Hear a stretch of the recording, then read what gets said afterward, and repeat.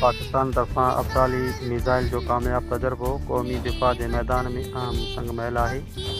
Team human rights Pakistan के chairman मोहतरम जनाब इसहाक़ अमन शेख इन कामयाबी ते सॼी पाकिस्तानी क़ौम खे दिल जी गहराइनि सां मुबारकबाद पेश कई आहे।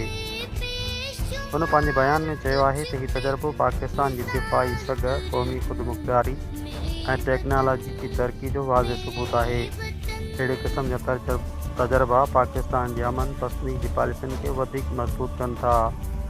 चेयरमैन इसहाक़ अमन शेख वधीक चयो त असांजो मुल्क अमन चाहे थो, पर जेकॾहिं का बि जारियत थी त असां पंहिंजे मुल्क जूं हिफ़ाज़त लाइ मुकमल तौर ते तयारु आहियूं। पाक फ़ौज ऐं उनजे साइंसदाननि जी हिन कामयाबी ते सॼी क़ौम खे फ़ख़ुरु आहे ऐं असां उन्हनि जी क़ुर्बानीनि खे सलाम पेश कयूं था ऐं असां पंहिंजी पाकिस्तान जी फ़ौज ऐं पंहिंजे इदारनि सां गॾु आहियूं। रिपोर्ट कर रहियो आहे अली ग़ुलाम खोसो। जानो दिल भी लहू सब तुम